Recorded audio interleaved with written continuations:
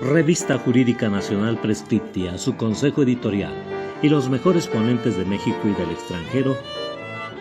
Magno Congreso Internacional en las materias de amparo, penal y civil, en homenaje del gran jurista, profesor emérito de la UNAM, autor de obras jurídicas de trascendencia nacional, doctor emérito Raúl Carrancay Rivas, los mejores ponentes de México.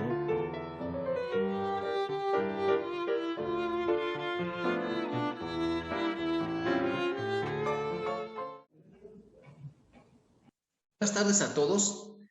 Vamos a divertirnos esta tarde con el tema de recursos en el sistema penal acusatorio.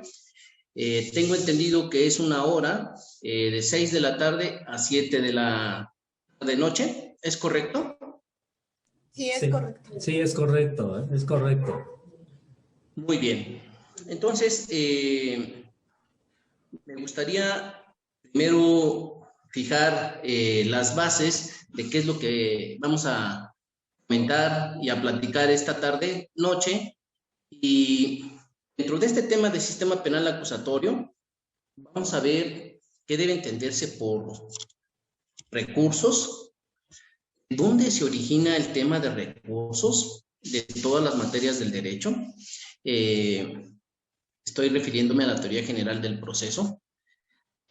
También vamos a ver cuál es el concepto de recurso. Vamos a ver cómo lo considera la Declaración Universal de los Derechos Humanos. Es un tratado internacional. Vamos a ver cómo lo considera la Convención Americana sobre Derechos Humanos. Y vamos a delimitar qué se quiso referir ese artículo 8 y ese artículo 8 de la Declaración Universal de los Derechos Humanos y artículo 25 de la Convención Americana sobre Derechos Humanos. Y también lo que es de nuestra utilidad para el tema, como un recurso procesal, lo que refirió la Convención Americana sobre Derechos Humanos en su artículo 8.2, inciso H. Entonces, después de ello, vamos a hablar sobre lo que refirió el legislador federal, el Código Nacional de Procedimientos Penales. Tenemos recursos nominados y nominados, verticales, horizontales, y para los que no son abogados y que esta tarde nos escuchan, dirían recursos, se refiere a recursos económicos, son recursos jurídicos. Los abogados, cuando hablamos de recursos, es porque se dictó una resolución por un juzgador, y esa resolución, hablando del sistema penal acusatorio, de ser en la etapa de investigación, en la etapa intermedia, en la etapa de juicio. Entonces, al afectarse la esfera jurídica de un gobernado, la persona que se ve afectada, entonces tiene dos opciones: fijarse en las redes sociales, usarse de brazos, hacer berrinche, que la justicia no lo trata bien, que no es justo, y no va a ganar nada si hace eso. Y litigar en las redes sociales, ahí no se ganan los asuntos.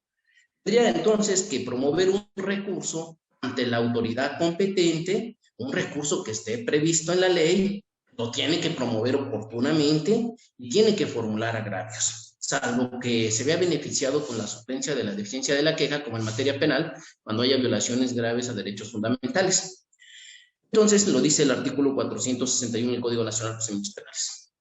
De esa tesitura, entonces, puntualizo, ¿de dónde provienen los recursos jurídicos? ¿De qué materia? Teoría general del proceso, concepto de recursos, después, cómo se considera a nivel internacional, después, cómo se considera a nivel nacional, y vamos a aterrizar en la procedencia de esos recursos contra violaciones que haya, por que se cometa por algún juzgador en una de sus resoluciones en las que se afecte su esfera jurídica del gobernado. Puede ser víctima ofendido del delito, pero también puede ser imputado. Entonces, esta sería la tónica, la dinámica, y finalmente vamos a poner unos casos prácticos para que no solo hablemos de teoría, sino también de casos prácticos, y pues yo creo que con eso ya se nos fue la hora. Entonces, vamos a dar inicio. Aquí, en lo que se refiere a este tema, preparé algo que lo quiero compartir con ustedes y dice así: los recursos en el sistema penal acusatorio constituyen los medios de impugnación, son un derecho humano, forma parte de las formalidades esenciales del procedimiento. Estos pueden ser nominados o innominados, horizontales o verticales, los cuales deben agotarse por el quejoso, cuando así lo exija la ley. Por ejemplo, para hacer valer un derecho de la víctima ofendido del delito, como lo es la reparación del daño integral, antes de acudir al proceso constitucional de amparo. De esa manera cumplimos con la exigencia de uno de los principios rectores del amparo. Ese principio es el de definitividad. Bien, y al dar cumplimiento a ese principio de definitividad, bueno, pues ya no nos ubicaremos en el supuesto de una improcedencia por no haber agotado el recurso legal e idóneo. Bien, en ese sentido, nosotros al agotar la definitividad tendríamos varias opciones, dependiendo de la violación que se nos cometa en el sistema penal acusatorio, refiriéndonos a lo que sería el procedimiento ordinario o los procedimientos especiales. ¿Qué tenemos que hacer nosotros como abogados defensores, como asesores? Primero tendríamos que ubicar cuál es la violación que se nos está cometiendo, en este caso a nuestros clientes. Después de ahí, ver si hay algún recurso que esté previsto en la ley. Si está previsto en la ley, lo tenemos que agotar. Si no está claro en la ley el recurso, entonces tenemos dos opciones. Podemos acudir al artículo 61 de la Ley de Amparo, acción 18, último párrafo, y cuando el recurso no está previsto de manera precisa, no estamos obligados a agotarlo. Podemos optar entre agotarlo o bien acudir al amparo indirecto. Pero si está preciso de manera expresa en la ley, y esto es, por ejemplo, en el sistema penal acusatorio, en el Código Nacional de Procedimientos Penales, ve 4 recursos, y son recurso de queja, recurso de revocación y recurso de apelación. Y van a decir, ¿y no quedan 4? No, y hay otros que son los innominados. Entre ellos podríamos referir al artículo 258 del Código Nacional de Procedimientos Penales, que más adelante lo vamos a platicar junto con las jurisprudencias que dieron lugar a ese artículo por parte de la Suprema Corte de Justicia de la Nación. Y aquí quisiera hacer un paréntesis.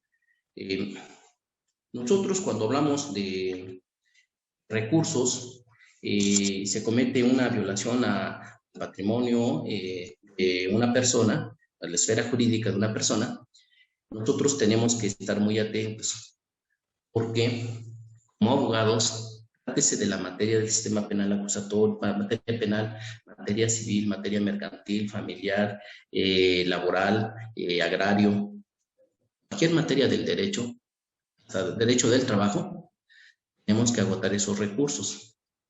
Entonces, es muy importante, y lo que yo les recomiendo a los que están empezando la carrera de la abogacía, que ya se titularon y que están haciendo sus pininos, o los que aún no se han titulado y que andan trabajando en un despacho ante una autoridad y que les toca ver la impugnación de un acto que es violatorio de un derecho. Entonces, ojo, va para ellos. Para los que ya están grandes, que ya están con camino recorrido en la abogacía, sería vergonzoso decirlo, que ellos ya se la deben saber la teoría general del proceso, deben saber la columna vertebral de la teoría general del proceso. Entonces, tenemos todo asunto, ojo, esto es muy importante, observa por favor, todo asunto va a iniciar con una acción, luego una jurisdicción, luego competencia, luego una pretensión, luego excepciones y defensas, luego la litis, luego el proceso, luego los procedimientos, luego sentencia, luego recursos y al último ejecución. Vas a decir, Arturo, ¿por qué me citas la columna vertebral de la teoría general del proceso? Para que nosotros nos demos cuenta, como dijera Alberto Binder, todo problema que surge en tratándose del sistema penal acusatorio se resuelve aplicando la teoría general del proceso. De tal manera esta tarde, cuando te pregunten a ti dónde está el tema de recursos, tú puedas decir, de acuerdo a la columna vertebral de la teoría general del proceso, dentro de esas 11 figuras se encuentra recursos. Entonces, esta tarde hablamos de recursos. Entonces, ahora vamos a seguir avanzando y me dijeras, oye, ¿me puedes dar un concepto de recursos? Claro. Y entonces, los recursos son un medio de defensa, pero también puede ser un medio de impugnación ordinario, previsto en la norma general, esto es, en la ley. Pueden ser horizontales, como lo es el de revocación, como lo es otro más, que conozca el mismo juzgador y se pronuncie el mismo juzgador que cometió la irregularidad, la violación. Estos son horizontales. Verticales sería el de apelación. Entonces, hay nominados porque están precisados de manera expresa en la ley. En el caso del sistema penal acusatorio, el Código Nacional de Procedimientos Penales. Oye, ¿y habrán otros ordenamientos que se relacionen con el sistema penal acusatorio? Desde luego que sí, también hay recursos. Todo acto de autoridad, si no hubiera recursos, entonces se cometerían muchas violaciones y diríamos, ¿y ahora cómo las impugnamos? En el caso de que así fuera, ni te preocupes. Por eso tenemos el amparo indirecto o el amparo directo, dependiendo la figura que se encuadre. Para no irnos al amparo, sino enfocarnos al tema de recursos del sistema penal acusatorio, referíamos que son horizontales, verticales, nominados y nominados porque no están precisados de manera expresa en la ley. Ejemplo, artículo 258 del Código Nacional de Procedimientos Penales, que nos dice contra actos de determinaciones del Ministerio Público, y entonces ahí vienen unas ejecutorias de la primera sala de la Suprema Corte de Justicia de la Nación, que vamos a referir un poquito después, en donde ya nos dice, ¿saben qué? Contra toda determinación, contra toda omisión del Ministerio Público, procede el recurso innominado. Bien, a veces no nos gustan las jurisprudencias, pero las jurisprudencias en términos del artículo 217 de la Ley de Amparo son obligatorias y las tenemos que acatar. Un juzgador que no acata una jurisprudencia puede ser motivo de un procedimiento y pues el Consejo de la Judicatura Federal tendrá que sancionarlo.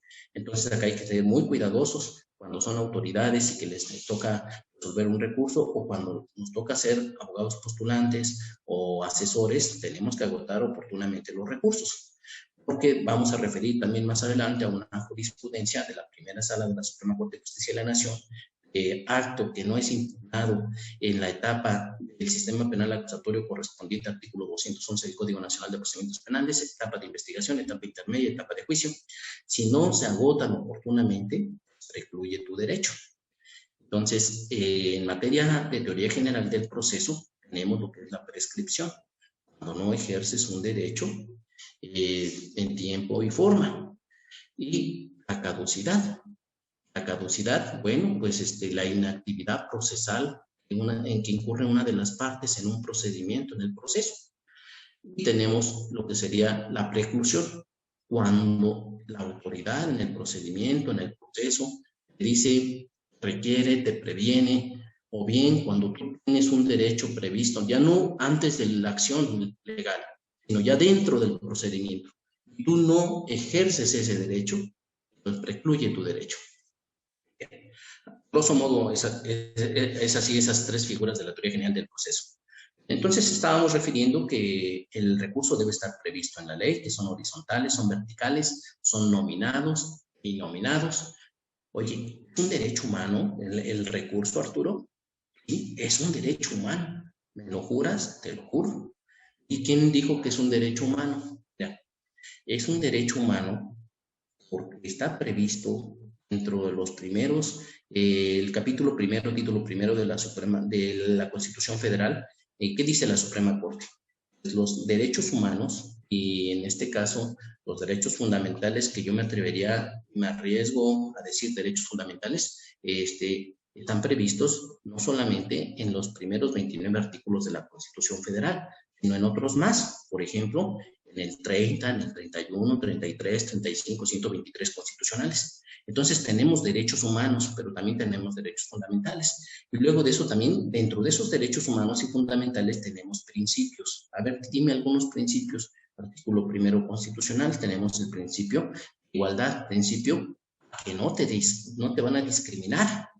Entonces tenemos otros principios en cada uno de los derechos humanos que están previstos en el articulado de la Constitución Federal. Entonces, el recurso está previsto en la ley, son horizontales, verticales, nominados, innominados, constituye un derecho humano, sí. Porque, oye, ¿dónde está esa facultad de impugnar, Arturo? Por ejemplo, el sistema penal acusatorio, artículo 20 constitucional, apartado C, fracción segunda, fracción séptima, nos dice que la víctima ofendida del delito tiene derecho a interponer recursos, a impugnar cualquier violación que se cometa a su esfera jurídica. ¿Y dónde está la facultad del imputado? El imputado de manera expresa, lo dice la Constitución Federal, que tiene que, esa facultad, tiene ese derecho de interponer recursos. Ya. Expresamente no lo dice. Sin embargo, déjame, te voy a citar más en unos minutos después todos los artículos de la Constitución Federal que refiere que las partes, el imputado debe hacer valer sus recursos antes de acudir al proceso constitucional de amparo. Vamos a hablar de varios artículos, entre ellos te adelanto rápido, artículo 1, artículo 17, artículo 14, párrafo segundo, artículo 17 constitucional, párrafo segundo, te hablo también de otro artículo, el artículo 105 constitucional, fracción tercera, vamos a ver por qué, artículo 107 constitucional, y entonces tú dices, entonces ya surgen varias disposiciones de la Constitución. Recordemos que la Constitución tiene 136 artículos. Dentro de esos 136 artículos se encuentran previstos los derechos de los gobernados. Pero no solo eso, ¿no? También se encuentran previstas otras disposiciones más para entes oficiales, pero esta tarde no hablaremos de entes oficiales. Solo nos ubicaremos y nos concretaremos a hablar de lo que es recursos procesales. Digamos, entonces, el recurso a ir determinando debe de estar previsto en la ley. Horizontal, vertical, nominado, innominado, ¿es un derecho humano? Claro que es un derecho humano. ¿Forma parte de las formalidades esenciales del procedimiento? Sí. A ver, explícame por qué. Mira, en mi primer libro, que sirva de comercial, perdón, yo traté este tema de alguna manera de los recursos. Entonces, hablo sobre las formalidades esenciales del procedimiento. Entonces, aquí cito 3 jurisprudencias y me gustaría compartirlas. Mira, la primera jurisprudencia es del Pleno de la Suprema Corte de Justicia de la Nación y nos va a decir qué debe entenderse por formalidades esenciales del procedimiento. Es una muy buena pregunta. ¿Es lo mismo formalidades esenciales del procedimiento que debido proceso? Mira, no es lo mismo porque las formalidades esenciales del procedimiento están implícitas dentro del núcleo duro del debido proceso. Lo que te quiero decir es que no es igual formalidades esenciales del procedimiento y debido proceso, porque el debido proceso tiene un núcleo duro y un núcleo blando o especial. Las formalidades esenciales del procedimiento están acá, en el núcleo duro. Entonces vamos a ver qué dijo el Pleno de la Suprema Corte de Justicia de la Nación cuando interpretó el artículo 14 constitucional, párrafo segundo, de dónde emanan las formalidades esenciales del procedimiento o bien núcleo duro del debido proceso. Y nos dicen, se comprenden 4 derechos. Esto es importante que lo tengamos bien presente cuando vamos nosotros a elaborar nuestro recurso, sea recurso sistema penal acusatorio, sea recurso en cualquier materia del derecho, tenemos que tener bien presente lo del concepto que dijimos hace un momento. Esté previsto en ley. 2, tenga legitimación quien lo va a interponer. Ese recurso se formule oportunamente dentro de los plazos que señala la ley. Y 4, que se formulen agravios. Entonces, eso es la teoría objetiva de la impugnación. En otras palabras, son los requisitos que deben cumplirse para agotar un recurso. Está en la ley, que tengas legitimación. Tercero, que lo hagas valer oportunamente. Y cuarto, que formules agravios. ¿Hay unas excepciones? Sí. Por ejemplo, el sistema penal acusatorio, cuando se trata de una violación grave al debido proceso, un derecho fundamental.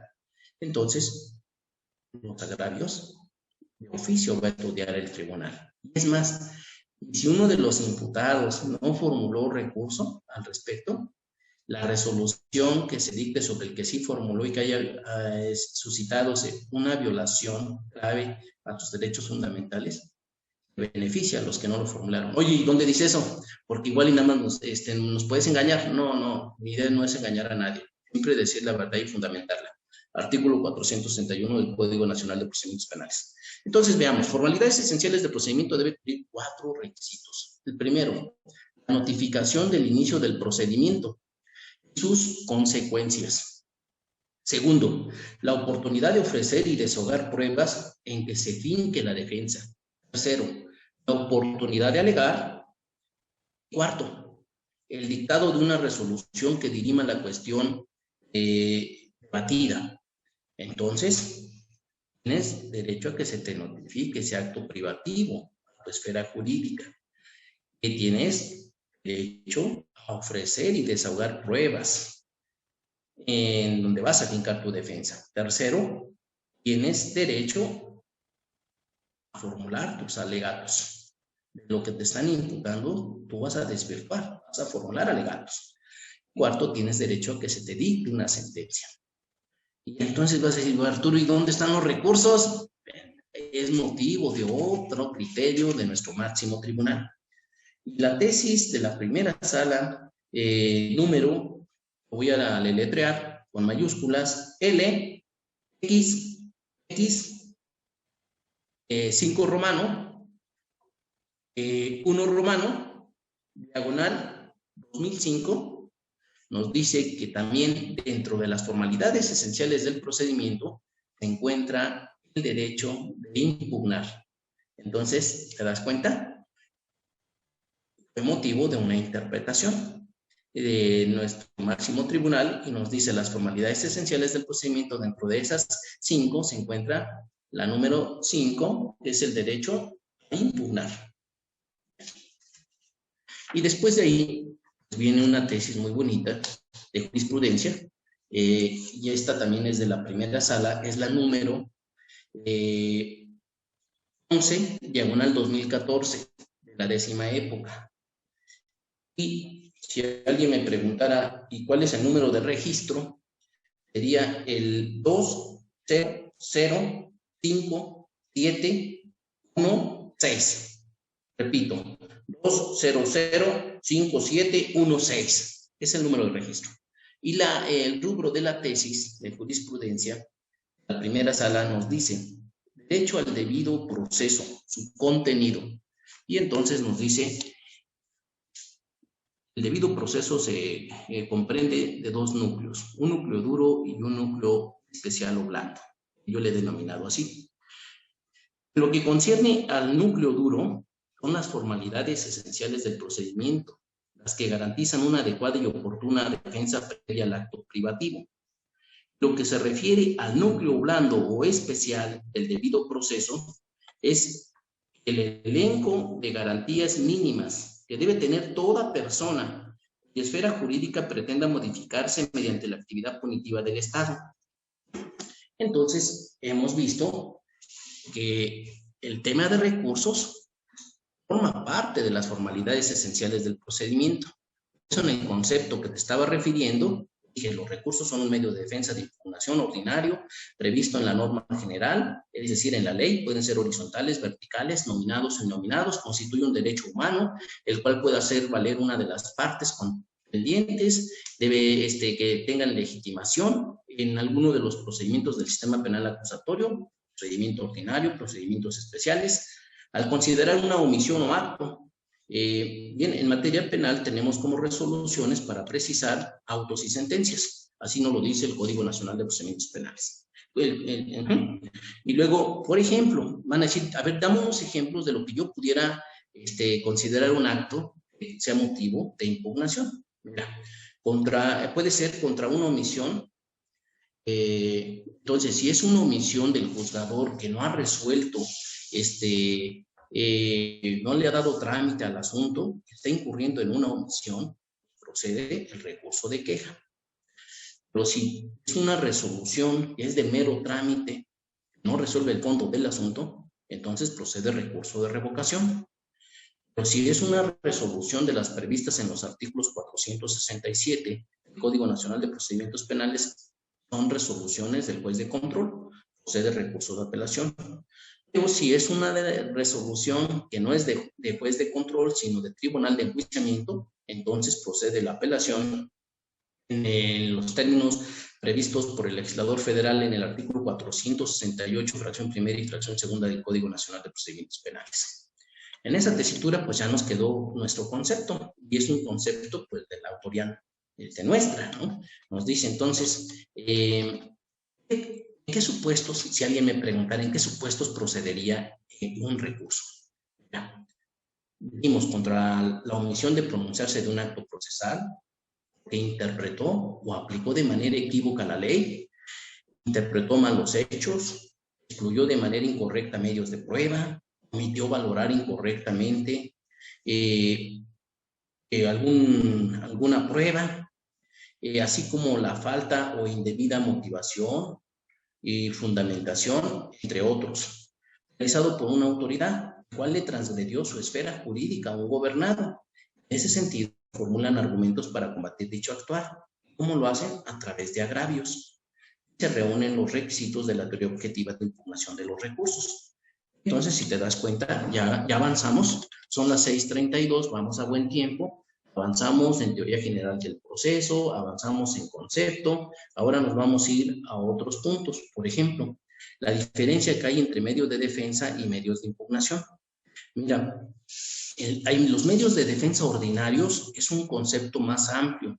Los medios de impugnación es un concepto más limitado, más reducido. Entonces, yo lo conceptualicé de la manera siguiente a los medios de defensa ordinarios. Los medios de defensa ordinarios es una figura jurídica amplia, comprende tanto a los recursos como incidentes y cualquier otra figura jurídica que constituya un derecho de la persona para combatir un acto u omisión que afecte el patrimonio o la esfera jurídica de una persona. Ahora veamos el concepto que también es de mi autoría de qué significan medios de impugnación. Entonces, los medios de impugnación se conforman por recursos ordinarios que prevé la ley, nominados y nominados, horizontales y verticales. Entonces, ya puntualizamos la diferencia entre medios de defensa y medios de impugnación. Medios de impugnación sería lo que esta tarde estamos viendo, únicamente recursos. Medios de defensa ordinarios incluye tanto recursos, incidentes y cualquier otra figura que tienda a modificar, a revocar, a anular la resolución impugnada. Me vas a decir, a ver, dame unos ejemplos, 400, si no me equivoco, en el Código Nacional de Procedimientos Penales, ahorita vamos a ver, tengo los códigos, nos dice el 400, después del 485, 486, 487, cuando nos habla de declaración de inocencia, y cuando se deja sin efectos una sentencia.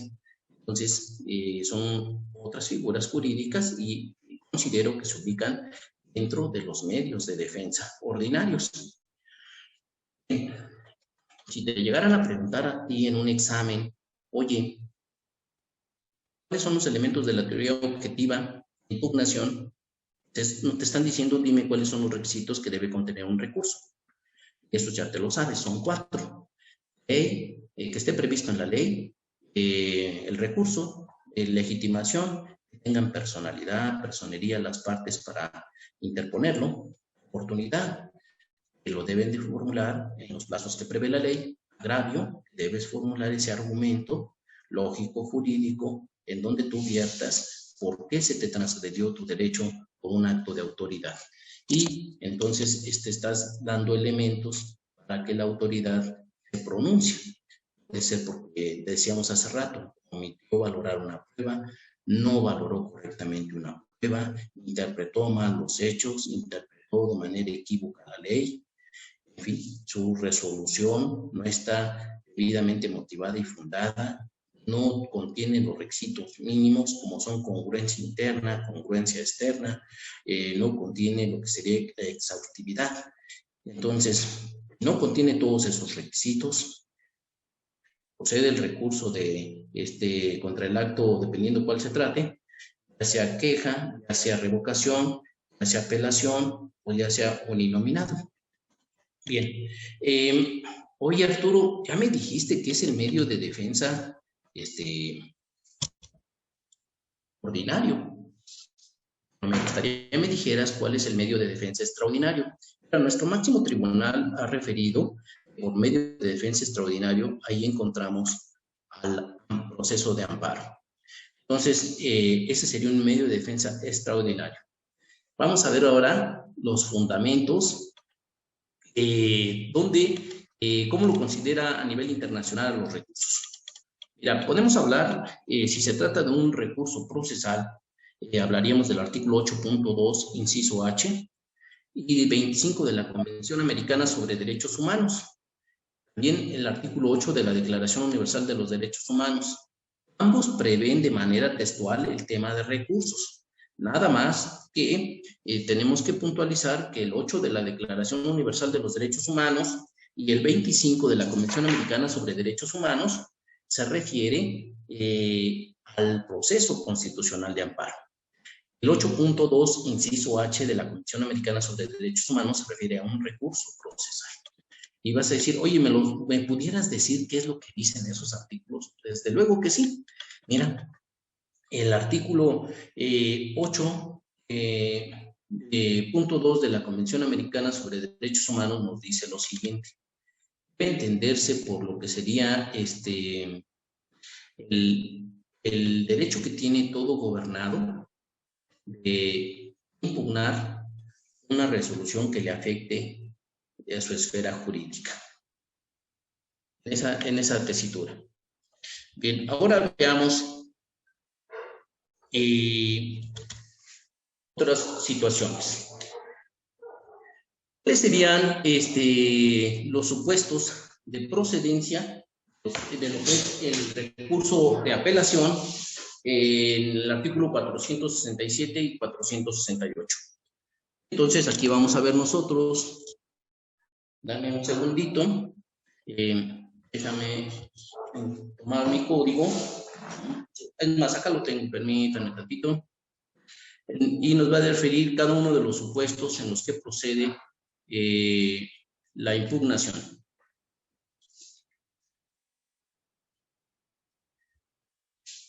Bueno, estaba omitiendo, ya me estoy yendo al articulado del Código Nacional, pero omití, una disculpa, me distraje. Omití señalar que prevé de manera textual el artículo 25 y el artículo 8 de la Declaración Universal y el 25 de la Convención Americana. Que no quede sin expresarse, el artículo 8 de la Convención Americana sobre Derechos Humanos nos dice: toda persona inculpada del delito tiene derecho a que se presuma su inocencia mientras no se establezca legalmente su culpabilidad. Durante el proceso, toda persona tiene derecho a una plena igualdad de las garantías mínimas siguientes. Inciso H, derecho a recurrir el fallo que afecte su esfera jurídica. Entonces, ese es a grosso modo lo que dice el artículo 8 de la Convención Americana sobre Derechos Humanos. El artículo 25 de la Convención Americana es un poquito más amplio y se refiere al proceso de amparo. Te voy a decir por qué. Porque nos dice textualmente la norma. Toda persona tiene derecho a un recurso sencillo y rápido o a cualquier otro recurso efectivo ante los jueces o tribunales competentes. El ampare contra actos que violen sus derechos fundamentales reconocidos en la Constitución, en la ley o en la presente convención, aun cuando tal violación sea cometida por personas que actúen en ejercicio de sus funciones oficiales. Podrán decir algunos compañeros doctrinarios, académicos, postulantes, autoridades, que también no solamente se puede limitar al amparo, que puede haber un recurso sencillo, rápido y efectivo. Y bueno, pudiera ser, pero desde mi punto de vista se refiere al amparo. El mismo 25 de la Convención Americana nos dice: los estados partes se comprometen a garantizar que la autoridad competente prevista por el sistema legal del estado decidirá sobre los derechos de toda persona que interponga tal recurso. También a desarrollar posibilidades de recurso judicial. Y de igual manera garantizar el cumplimiento por las autoridades competentes de toda decisión en que se haya estimado procedente el recurso. Ahora, este artículo 25, así considero yo, es una reiteración, si se vale la expresión, lo digo de manera respetuosa, del artículo 8 de la Declaración Universal de los Derechos Humanos. Y dice lo siguiente, artículo 8. Toda persona tiene derecho a un recurso efectivo ante tribunales nacionales competentes que la ampare contra actos que violen derechos fundamentales reconocidos por la Constitución o por la ley. Este sería el fundamento internacional. Ahora veamos el fundamento nacional de los recursos que tenemos. Los recursos tienen su fundamento, vamos a partir de la Constitución primero. En el artículo primero, párrafo tercero, cuando nos dice todas las autoridades en el ámbito de sus competencias, cuando se violen derechos humanos, entonces tendrán que reparar esas violaciones. Esto es tutela judicial efectiva. Párrafo primero, segundo y tercero. Artículo 14, párrafo segundo, hablábamos de formalidades esenciales del procedimiento que forman parte del núcleo duro del debido proceso, donde se ubica el derecho de las partes de interponer recursos. Artículo 17 constitucional, párrafo segundo, toda persona tiene derecho a que se le administre justicia por los tribunales competentes. Esto es, a formular sus recursos. Artículo 20 constitucional, apartado C, fracción segunda y séptima. Las víctimas ofendidas del derecho tienen derecho a impugnar las resoluciones que afecten su esfera jurídica. Artículo 23. En materia penal no puede haber, no habrá más de una tercera instancia. La segunda instancia en materia penal, la primera instancia está a cargo de lo que sería el juez de control y el juez de enjuiciamiento. Y la segunda instancia está a cargo a través del Tribunal de Apelación. En materia federal, a través de los tribunales unitarios de circuito. Cuando aplique la reforma constitucional, ya estaríamos hablando de estos tribunales colegiados que van a conocer de esta materia, tribunales de apelación colegiados. Bien, el artículo 105 constitucional, fracción tercera, nos dice también que la Suprema Corte de Justicia de la Nación va a conocer de aquellos asuntos que sean relevantes de trascendencia nacional. ¿Te acuerdas del asunto de Roberta y Jacinta? Cuando dijeron, esta vez le ganamos al Estado. Bueno, con otras palabras, fue un asunto que lo atrajo la Suprema Corte y fue una apelación. Bien, artículo 107, fracción tercera, inciso A, la Constitución Política de los Estados Unidos Mexicanos. ¿Qué nos dicen? Pero también la fracción quinta del artículo 107 de la Constitución Federal. Nos dicen que antes de acudir a promover la demanda de amparo directo, las partes están obligadas a impugnar, agotar el recurso de definitividad. Esto es, a hacer valer oportunamente sus recursos legales e idóneos que prevé la ley. Entonces, hemos visto ya idea general del proceso, de dónde emanan los recursos, un concepto de recursos, vimos qué es el debido proceso, formalidades esenciales del procedimiento, vimos la teoría objetiva de la impugnación, vimos ya el fundamento nacional de los recursos, vimos también el fundamento internacional de los recursos, y bueno, pues entonces vamos en tiempo, son 6:44, quiere decir que ahora vamos a ver los supuestos que hace ratito ya me estaba adelantando y que vamos a referir que prevé el Código Nacional de Procedimientos Penales. Y en ese sentido, nos dice cuándo procede el recurso de revocación, cuándo procede el recurso de queja y cuándo procede el recurso de apelación. Y aquí, para abreviar, cuando se da una omisión por parte del juzgador de pronunciarse respecto de un acto en el procedimiento, entonces procede el recurso de queja. Cuando es una resolución de mero trámite, va a proceder el recurso de revocación. Y nuestro código lo dice así. Procede la queja en contra del juzgador de primera instancia por no realizar un acto procesal dentro del plazo señalado por el Código Nacional de Procedimientos Penales. La queja puede ser promovida por cualquier parte del procedimiento. y se tramitará sin perjuicio de las otras consecuencias legales que tenga la omisión del juzgador. La queja será interpretada ante el órgano jurisdiccional omiso. Este tiene un plazo de 24 horas para subsanar dicha omisión o bien realizar un informe breve y conciso sobre las razones por las cuales no se ha verificado el acto procesal, la formalidad exigidos por la norma omitida y remitir el recurso y dicho informe al órgano jurisdiccional competente. Entonces, pues la queja pues, es contra una omisión de un acto que no dictó el juzgador dentro del procedimiento. El recurso de revocación, actualmente, de manera categórica, medular, nos dice el legislador, el recurso de revocación va a proceder en cualquiera de las etapas del procedimiento penal. Etapa de investigación, etapa intermedia, etapa de juicio, en las que interviene la autoridad judicial en contra de las resoluciones de mero trámite que se resuelvan sin sustanciación. El objeto de este recurso será que el mismo órgano jurisdiccional que dictó la resolución impugnada la examine de nueva cuenta y dicte la resolución que corresponda. Y nos prevé ciertos plazos. Puede formularse dentro de audiencia, fuera de audiencia. Dice, si el recurso se hace valer contra resoluciones pronunciadas durante la audiencia, deberá pronunciarse en la misma audiencia el juzgador. Y si el recurso se hace valer contra resoluciones dictadas fuera de audiencia, estamos refiriéndonos al recurso de revocación, deberá interponerse por escrito en un plazo de 2 días siguientes a la notificación de la resolución impugnada, expresando los motivos por los cuales se solicita. El órgano jurisdiccional se pronunciará de plano, pero podrá oír previamente a las demás partes dentro del plazo de 2 días en que se interpuso el recurso. Si se trata de un asunto cuya complejidad sí lo amerite, la resolución deberá emitirse dentro de los 3 días siguientes a su interposición. En caso de que el órgano jurisdiccional cite audiencia por la complejidad del caso, resolverá en esta. Entonces vimos los recursos, con todo respeto, los más sencillos, los más rápidos. Recurso de queja, recurso de revocación. Ahora nos llega el recurso de apelación. Y cuando nosotros vemos leemos el artículo 467 y 468 del Código Nacional de Procedimientos Penales, pues nos queda clarísimo, ¿no? Artículo 467 del Código Nacional de Procedimientos Penales procede contra actos del juez de control. Artículo 468 del Código Nacional de Procedimientos Penales procede contra actos del Tribunal de Enjuiciamiento. Y leemos su contenido y decimos, está súper bien, pero ya en la práctica, cuando te toque litigar, tengo que estar en un tribunal resolviendo un recurso, entonces la situación es distinta.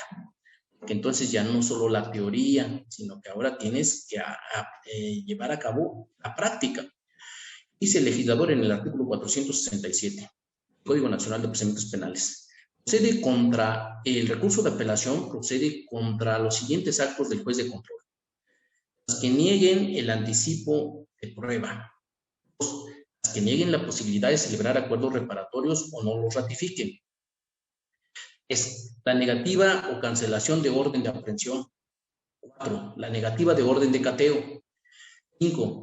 Las que se pronuncian sobre las providencias precautorias o medidas cautelares. 6. Las que pongan término al procedimiento o lo suspendan. 7. El auto que resuelva la vinculación del imputado a proceso. 8. Las que concedan o nieguen, revoquen la suspensión condicional del proceso. 9. La negativa de abrir el procedimiento abreviado. 10. La sentencia definitiva dictada en el procedimiento abreviado. 11. Las que excluyan algún medio de prueba. Estuvo sencillo, lo leemos literal, decimos, no, pues cualquier supuesto de estos pudiera aplicarse a interponer nuestro recurso de apelación contra un acto de juez de control. Vamos a ver ahorita inmediatamente, perdón porque haya dado lectura a estos, a veces es tedioso, pero era necesario para no omitir ningún supuesto de impugnación en los actos que emite un juez de control, que están previstos en este artículo 467 del Código Nacional de Procedimientos Penales. Ahora vamos a ver el 468 y luego vamos a ver unos casos prácticos, rápido, para concluir, y te vas a dar cuenta, ¿qué pasó? No estaban dentro de esos numerales, entonces los debemos agotar sí o no, y que ha dicho nuestro máximo tribunal. Bien. En el caso de los actos de tribunal de enjuiciamiento, nada más son 2 fracciones. Fracción primera, las que versen sobre el desistimiento de la acción penal por el Ministerio Público. Fracción segunda, la sentencia definitiva en relación a aquellas consideraciones contenidas en la misma, distintas a la valoración de la prueba, siempre y cuando, y nos dice siempre y cuando, no comprometan el principio de inmediación, o bien aquellos actos que impliquen una violación grave al debido proceso. Y aquí viene su tramitación del recurso de apelación.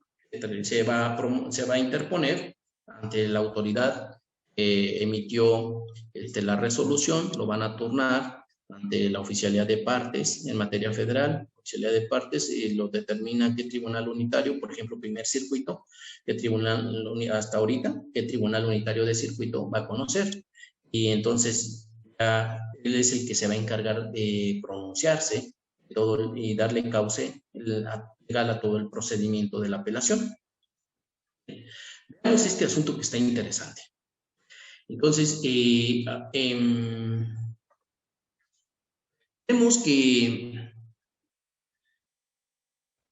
fracción segunda del artículo 468 del Código Nacional de Procedimientos Penales, si tú la leíste con calma, cuando recién salió el Código Nacional de Procedimientos Penales, estaba yo cursando un tiempo después, muy próximo al 2014, estaba cursando lo que es el doctorado.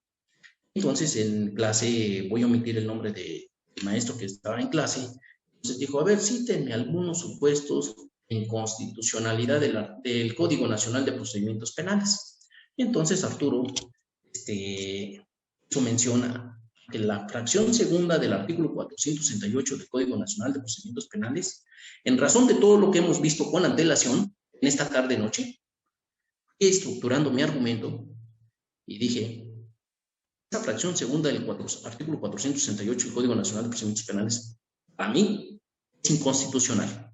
Y voy a explicar por qué. Entonces comencé a decir, miren ustedes, los jueces, si bien es cierto que son peritos en derecho, y también es cierto, son seres humanos. Por lo tanto, no son perfectos, son imperfectos. También se pueden equivocar. Entonces, esa fracción segunda del artículo 468, cuando nos dice textualmente lo siguiente, leamos con calma, la sentencia definitiva en relación a aquellas consideraciones contenidas en la misma, distintas a la valoración de la prueba, siempre y cuando no comprometan el principio de inmediación o bien aquellos actos que impliquen una violación grave al debido proceso. Y entonces la pregunta es, señores abogados, para ir cerrando esta intervención de esta tarde-noche, quiere decir, si yo interpongo recurso de apelación, tengo una limitación. ¿Qué tal si el juez de enjuiciamiento no se pronunció, omitió o no valoró correctamente una prueba? Me dice, es que están estos candados. No, señor. El juez de amparo ya no puede hacerlo. El tribunal de apelación menos. No lo puede hacer. No. Yo creo que es inconstitucional porque transgrediría el artículo primero constitucional, el artículo 14 constitucional, párrafo segundo, artículo 17 constitucional, párrafo segundo, y desde luego el 23 constitucional, interpretado de manera sistemática estas disposiciones para determinar que también se quebrantarían tratados internacionales. Y esto fue así. Una tarde me comentó un amigo amparista, Arturo, tengo este problema, voy a analizar qué es lo que está aconteciendo. El Tribunal Colegiado de Circuito determinó que el artículo no es inconstitucional, que la fracción tampoco, y por lo tanto, pues que no puede pronunciarse sobre esa indebida valoración de la prueba que incurrió el Tribunal de Enjuiciamiento. El Tribunal de Apelación tampoco pudo pronunciarse al respecto porque consideran que se transgrediría el artículo 468, fracción segunda. Entonces, planeamos el recurso de revisión en amparo directo con fundamento en el artículo 107, fracción novena de la Constitución Federal. El asunto fue admitido por la Suprema Corte de Justicia de la Nación y ese asunto, como otros más, dieron motivo a que nuestro máximo tribunal se pronunciara y determinara la inconstitucionalidad de esa fracción segunda del artículo 468 del Código Nacional de Procedimientos Penales. Y para que tengan el fundamento, si ustedes me lo permiten, puesto que nos quedan 5 minutos, estamos en tiempo, Y dice así. Inconstitucionalidad del artículo 468, fracción segunda del Código Nacional de Procedimientos Penales, pronunciada en el amparo directo en revisión 6643/2018. El ministro ponente Luis María Aguilar Morales, de la primera sala de la Suprema Corte de Justicia de la Nación. Bien, así como de este supuesto, ahora tenemos otros supuestos más. Y con esto quiero concluir. Los recursos en el sistema penal acusatorio van a tener los siguientes efectos: revocar, modificar, también van a nulificar. Entonces, estos recursos sí son de utilidad, son con fundamento en tratados internacionales, con fundamentos en disposiciones de orden nacional. Nosotros tenemos que agotarlos como principio de definitividad para llegar al amparo. Cuando tú formules un recurso de estos, quisiera hacer un paréntesis, si me lo permite, son 656.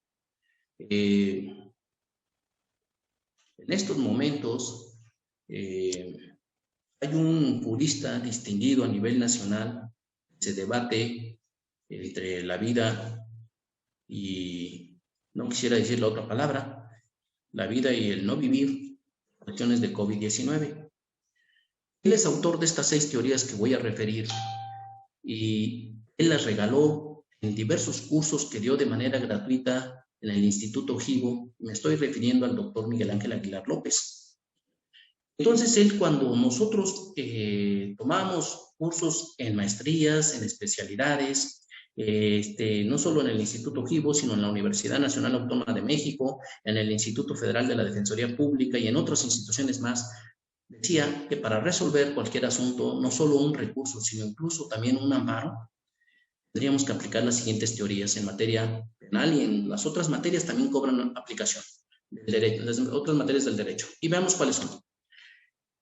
La teoría de la hermenéutica jurídica, desentrañar el sentido verdadero, eficaz, científico para resolver un caso concreto.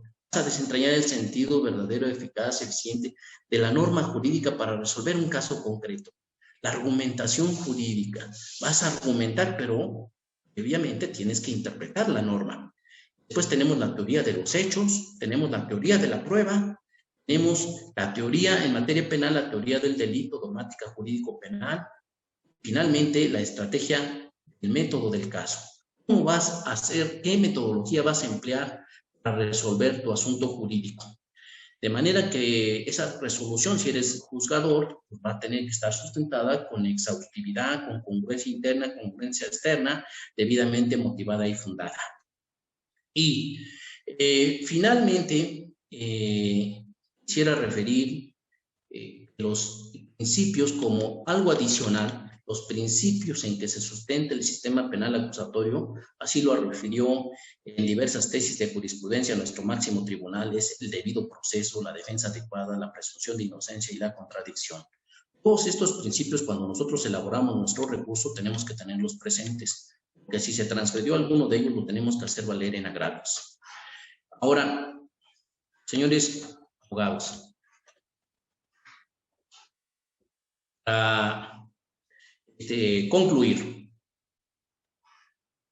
en la vida, cuando tú lleves un asunto y en ese asunto se transgreda uno de tus derechos, consideres que ya no hay más oportunidades, una vez que agotaste los recursos ordinarios, pues la verdad es que sí hay algo más que hacer. Entonces, en materia penal, tienes el amparo indirecto y el amparo directo. Tienes que agotar oportunamente el amparo indirecto y el amparo directo. Amparo directo contra sentencias definitivas, laudos y resoluciones que ponen fin a juicio. Por principio de exclusión, contra todas aquellas resoluciones que no ponen fin a juicio, procedería amparo indirecto, supuestos listos en el artículo 107 de la Ley de Amparo. Supuestos de procedencia del amparo directo, previstos en el artículo 170 de la Ley de Amparo. De manera tal Como dijera don Ignacio Borbor y Huela, nunca te quedes cruzados de brazos si se transgrede un derecho humano, un derecho fundamental o una garantía. Agota el proceso constitucional de amparo. Si la autoridad responsable no acata una resolución de suspensión del acto reclamado o no acata una sentencia de amparo, se procede en términos de lo previsto por el artículo 107, fracción 16 de la Constitución Política de los Estados Unidos Mexicanos, de manera tal que se consigne ante el juez del distrito a la autoridad responsable y a su superior jerárquico, que se están burlando de la justicia federal, de lo que protestaron en términos del artículo 127 de la Constitución Federal. La protesta casi todo funcionario de respetar y hacer respetar la Constitución y las leyes que de ella emanen. Entonces, no solo se les va a consignar ante el juez de distrito, sino también se les va a destituir por incumplir, por incurrir en desacato a una sentencia de amparo, a una resolución de suspensión del acto reclamado. Señores, muchas gracias por todo. Espero se hayan cubierto las expectativas y quedo de ustedes a sus órdenes.